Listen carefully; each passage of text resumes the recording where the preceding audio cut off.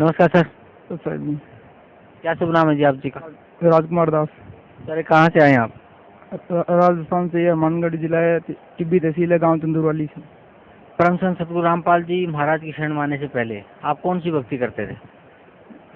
हम जी घर में देवी देवताओं की पूजा करते थे, पितरों की पूजा करते थे, ब्रह्मा विष्णु महेश की पूजा करते थे। तो जो आप पूजा करते थे पितरों की, देवी देवताओं की, ब्रह्मा विष्णु महेश की, उस भक्ति से, उन पूजाओं से आपको क्या लाभ मिलता था? उनसे कोई लाभ नहीं मिलता था जी। सर जी हम पांडवों से जो पूछा पढ़वाते थे, उनसे वो कभी कहते थे ये आपका काम ये हो जाएगा, इस तरीके हो जाएगा, वो होता नहीं था और उससे यानी कोई लाभ नहीं मिलता था।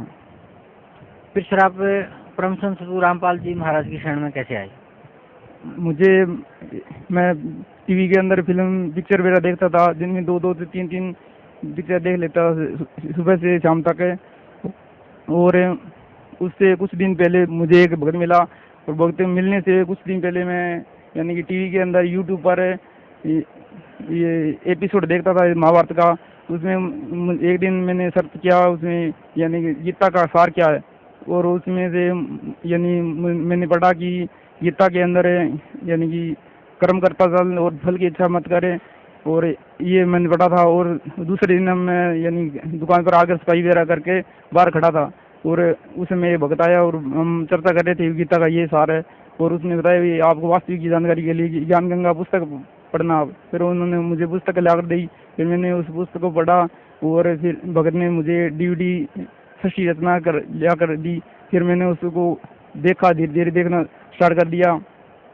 फिर इस तरह मुझे ज्ञान हो गया और मेरे मन में मैंने विचार बना लिया कि संत रामपाल जी महाराज की शरण में जाकर कल्याण करवाना चाहिए और उनसे उपदेश लेना चाहिए। फिर मैंने घर पर मम्मी से बताया कि मैं वहाँ पर संत रामपाल जी की शरण में जाऊँगा और वहाँ से उपदेश लेकर आऊँगा। मम्मी ने मना कर दिया और फिर मैं यहाँ पर आया और यहाँ पर सत्संग सुनी गुरु संत रामपाल जी महाराज की, और यहाँ से उपदेश ले लिया।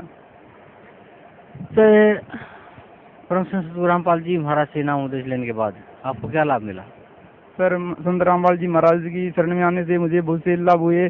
जैसे मैंने पिक्चर देखने बंद कर दी, गाने वगैरह सुनता था वो बंद कर दी, और गाने डाउनलोड करके देता था वो भी बंद कर दिया। और मोबाइल का मेरे यानी रिपेयरिंग काम बढ़िया चल गया। और मेरे 28/7/2013 को पेट के अंदर बहुत शाम को 10 बजे के लगभग बहुत जोर का दर्द हुआ, और मैंने मम्मी और पापा से कहा कि मेरे बहुत ज़्यादा दर्द हुआ है। कुछ देर मैंने वेट किया और दर्द वैसे स्टार्ट रहा, दर्द चलता रहा। फिर मैं पापा मुझे डॉक्टर के पास से लेकर गए, वहाँ पर उसने डॉक्टर ने इंजेक्शन लगाया और गोली दी।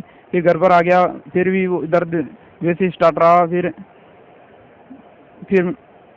फिर वो मेरे उल्टी स्टार्ट हो गई, उल्टी से वो गोली वगैरह यानी बाहर आ गई, और फिर मैंने दोबारा गोली ली, फिर भी और उल्टी हुई।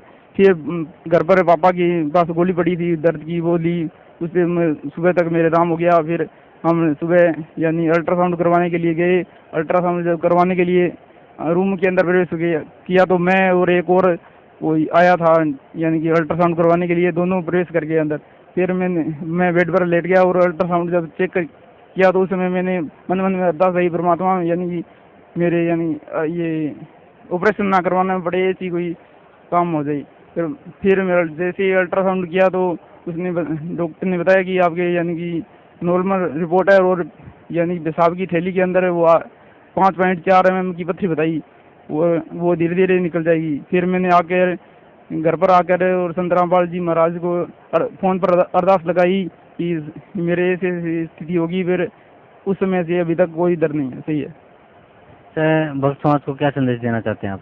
मैं भगत समाज को यही संदेश देना चाहता हूँ कि आप तत्वदर्शी संत रामपाल जी की शरण में आओ, उनके ज्ञान गंगा पुस्तक पढ़ो और उनके सभी प्रमाणों को मिलाकर शास्त्रों के आधार पर ये विचार करो कि पूर्ण संत कौन है। ये सभी जो भी ये धरती पर जो नकली संत बनने बैठे हैं उनको ज्ञान के आधार पर जांचो, और ये मनुष्य जन्म बार बार नहीं मिलता, और इनको पूरा निर्णय करके जांच करके फिर संत रामपाल जी महाराज की शरण में आओ, और इनसे बड़ा कोई संत इस पृथ्वी पर नहीं है।